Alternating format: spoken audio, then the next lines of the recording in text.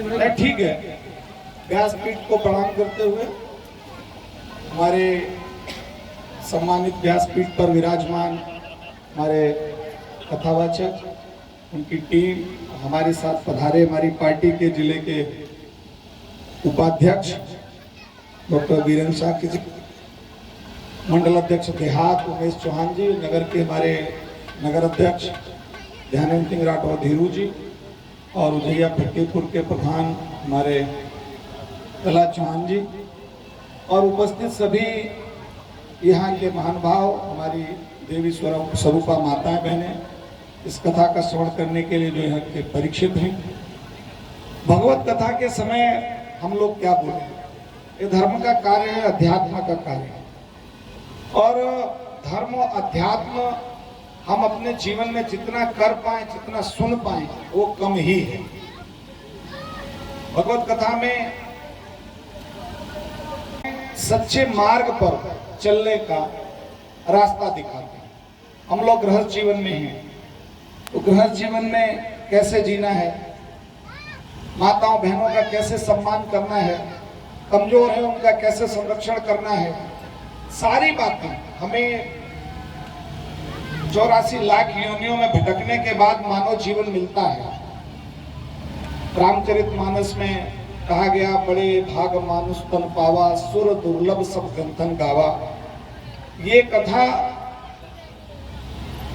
जो पशु पक्षी हैं, जो बड़े विलक्षण प्रतिभा के होते हैं, प्रसंग आते हैं कि वो लोग तो कभी कभार सुन लेते होंगे, लेकिन मैं नहीं समझ पाता कि उनमें ये क्षमता होगी। ये हम मनुष्यों में ही क्षमता है कि हम भगवान का स्मरण करने के लिए, उनका भजन करने के लिए, सत्संग करने के लिए, ये जो हमें ईश्वर ने मनुष्य तन दिया है, बार बार मन होता है कि हम हरि का भजन करें, बार बार मन होता है प्रभु का स्मरण करें, बार बार मन होता है प्रभु की लीलाओं को देखें, सुने।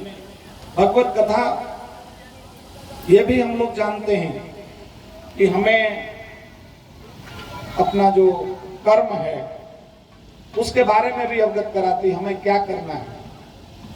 मैं समझता हूं आज के युग में हम लोग भगवत कथा को सुन करके अगर अपने जीवन में थोड़ा बहुत भी उसका आचरण अगर कर पाए तो अपने को आत्मसंतुष्टि भी मिलेगी और हमारा जीवन भी सरल होगा, जीवन भी धन्य होगा। मैं आज के अवसर पर, आज कथा शुभारंभ होने जा रही है, सभी धर्म प्रेमी हमारे भाई माताएं बहनें सभी को शुभकामनाएं देता हूं कि प्रभु की कृपा से, भगवान विघ्नहर्ता गणेश की कृपा से ये हमारी भगवत कथा निर्विघ्न संपन्न हो, आप सभी धर्म लाभ प्राप्त करें। 2-3 बातें कहूंगा, यहाँ जो लोग भी मेरी बात सुन पा रहे हैं, जो लोग भी मेरी बात सुन पा रहे हैं उनसे 2-3 बातें और कहूंगा। हम लोग मातृशक्ति को देवी कहते हैं। जब हम भगवान शिव का नाम लेते हैं तो गौरी शंकर, गौरी पहले है, शंकर बाद में। भगवान राम का नाम लेते हैं, सीता राम, सीता पहले है, राम बाद में। भगवान कृष्ण का नाम लेते हैं, राधे श्याम, उनकी प्रेमिका, उनसे प्रेम करने वाली राधा पहले है, श्याम बाद में। मातृशक्ति का समाज में स्थान पहले है। हम लोग बेटियों को वर्ष में 2 बार नवरात्रि में पूजते भी हैं देवी के रूप में। ये केवल परंपरा न रहे, समाज में भी मातृशक्ति के प्रति हमारा सम्मान बना रहे। घर में पत्नी है, बहन है, माँ है, बेटी है, अन्य जो भी संबंध हमारे मातृशक्ति से हैं, उसमें उसके प्रति आदर और सम्मान का भाव बना रहे। एक मेरा आग्रह ये है। दूसरा आग्रह, आज धरती में जल का संकट है, जल का कम से कम दोहन करें, जितनी आवश्यकता हो उतना दोहन करें। ये नहीं समर लगी है, बटन दबाया और चल रहा है। ऊर्जा हमारे जीवन के लिए बहुत आवश्यक है। सूर्य ऊर्जा का अप्रतिम स्रोत है, लेकिन सूर्य से हम कोई कनेक्शन नहीं ले सकते सीधे।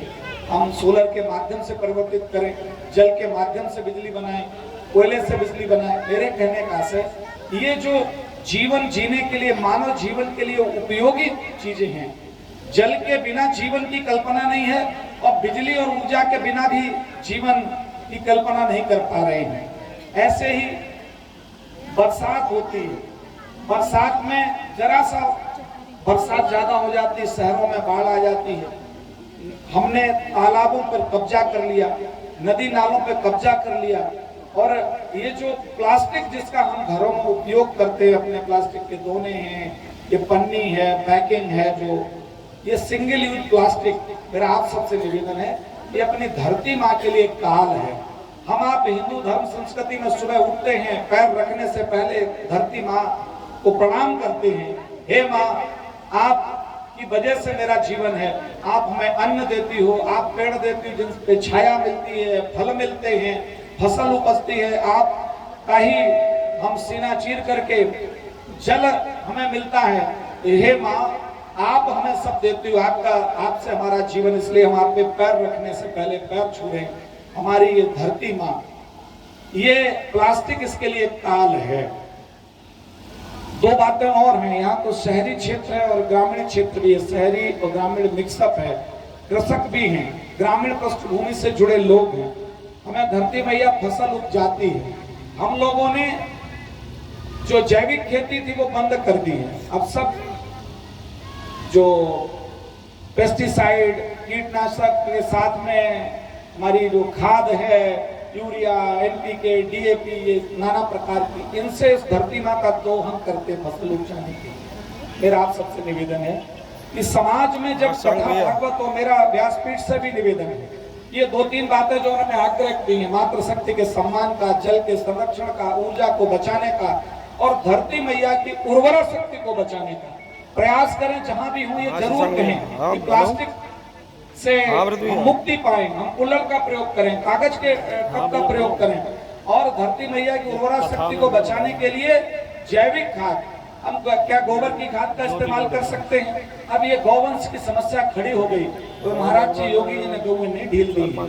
गौएं, आज हम गंगा की, गीता की, गाय की, जब तुलसी की महिमा गाते हैं, उनका पूजन करते हैं, गौ के बिना तो हम हिंदू समाज में जब हमारा अंत समय आता, कहते बछिया पुजवा दो, गैया पुजवा दो, तो उस गौ माता के बिना हम मुक्ति की कामना नहीं कर पाते हैं, और उसे हम छोड़ देते हैं। लठ दिए दो, दूह के वो छोड़ दिया।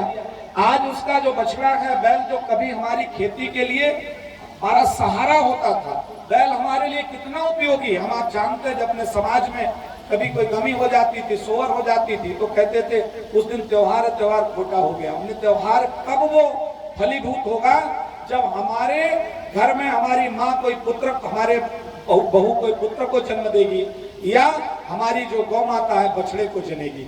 वो बछड़ा हमारे पुत्र के समान सौभाग्यशाली होता था हमारे परिवारों में। आज हम लठ लिए उसको रेद रहे हैं और कहते हैं हमारे लिए दुर्भाग्यशाली हो गया। क्यों? हमने बछड़े को बैल बना के खेती में उपयोग करना बंद कर दिया। जिसके 20 बीघे खेती है वो तो चलो ट्रैक्टर से करे, जिसके 5 बीघे वो भी जींस चढ़ाए घूम रहा है।